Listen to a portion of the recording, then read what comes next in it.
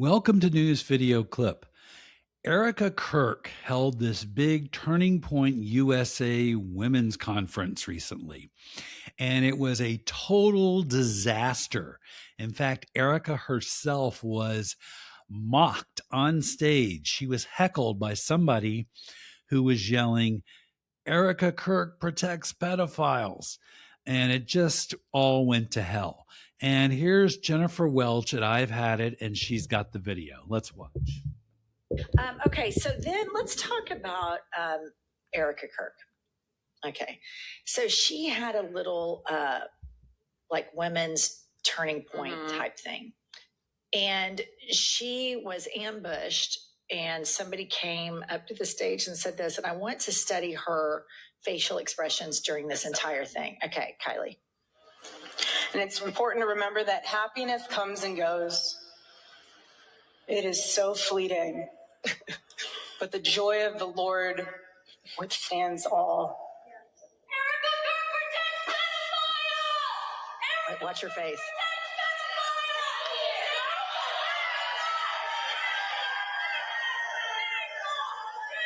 It's important to remember that happiness comes and goes, and I pray that you find it.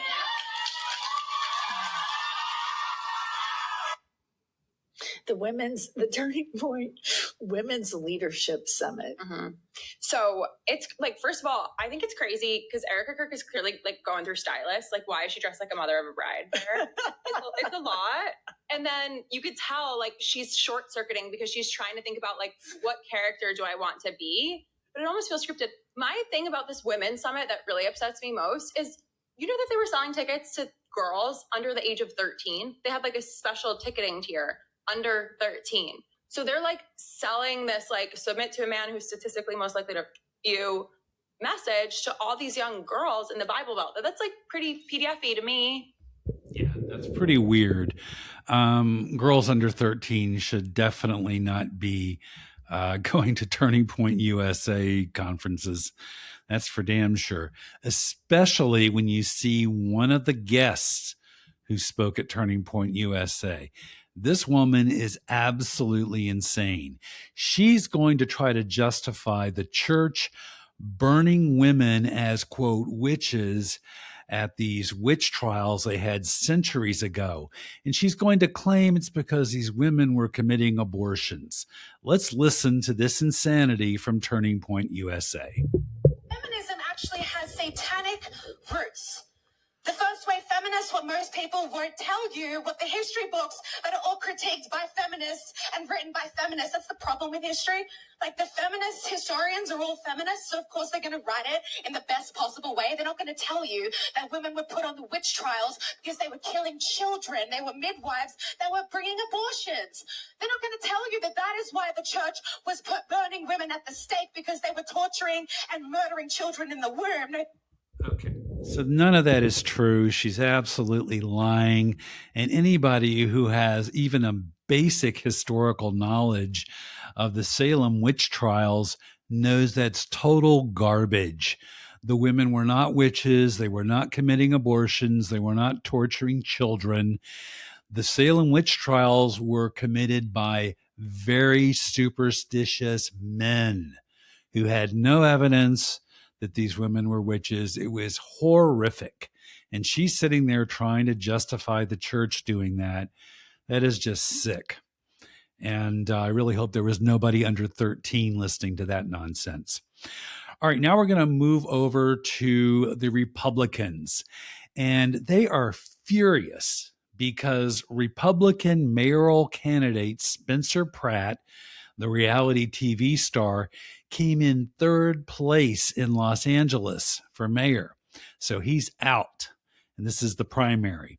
And so Trump has claimed that there's all this fraud going on. And of course, the Republicans are just going to obediently parrot him. Here's Speaker of the House Mike Johnson, who admits it's impossible to prove that there's fraud, but he's going to claim there's fraud anyway. I'm not saying it's rigged. I'm saying it stinks to high heaven, and everybody knows that. Let's remove the appearance of impropriety. Let's have what a concept. Let's have votes on an election the day of the election. That's what many states are able to do. I think California is playing around with this. But what evidence is there to prove that there was rigged? I don't. Some of these efforts are so diabolical and so far upstream it is impossible to prove. But I think so there he goes. He admits it. Oh, these efforts, these fraudulent efforts, are just impossible to prove. Are you kidding me? This guy is second in line to the presidency. He's absolutely nuts. But he's not the only one. Here is House Majority Leader Steve Scalise, another Republican. He's from Louisiana, and he's going to tell a very similar lie. And what he and Johnson are really upset about is that California allows mail-in voting, and about half of the votes are mailed in Los Angeles, and that's because people don't want to stand in line. So he's going to try to turn this into a conspiracy. Well, if you look over the years, what our concerns have been is on this wide scale where they mail ballots to everybody, and then they have vote harvesting in California. And in other states do this too, not many, but in states that do, I think where you really have a lot of voter anger, and you're seeing it in Los Angeles right now, even in their mayor's race, where you had wide changes after election night in the results of an election. And for days and weeks later, they just keep finding ballots until the election. Okay. That's not true at all. They're not just finding ballots and finding ballots. Ballots are coming in through the mail lawfully. That's how mail-in voting works. And there's nothing evil or wicked about it or scandalous or fraudulent. And if Steve Scalise doesn't like California voting, he can keep his fat ass in Louisiana because we don't need him. Okay? Just stay there, fat ass. All right, now we're going to move on to another Republican. This is Representative James Comer of Kentucky. And he is going to lie bold-faced and claim that minorities are the ones who are behind Medicaid fraud. Here's the total racist. So much fraud in the Medicaid program in particular is because that's federal money that goes to the states. Then the states administer their own Medicaid programs. And what we're seeing, especially in the blue states, is there's rampant fraud, especially in the minority communities, and they're turning a blind eye to it for political reasons. That's the bottom line. That's what those state employees in Minnesota said, and that's what's happening. And I think the only way we're going to stop it is if people are put in jail. Okay. He's obviously a total racist. And no, it is not the minority communities that are doing all this Medicaid fraud. Let's tell the truth here for 5 seconds. It is the doctors, the hospitals, and clinics, not all of them, but they are the ones, the crooked ones, who are submitting false Medicaid claims. That's where the Medicaid fraud is coming from, because they're the ones that process the claims and they're the ones that send them into the federal government. So James Comer is a fucking racist and he's a fucking liar. Okay? All right, there you go. Alrighty, those are all the stories we have. We do have links to all of our stories right below this video. We back up our stories with evidence.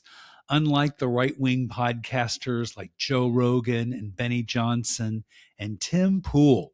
Tim Pool is actually fraudulently claiming that there is California voter fraud, and he can't prove any of it because he's a lying son of a bitch.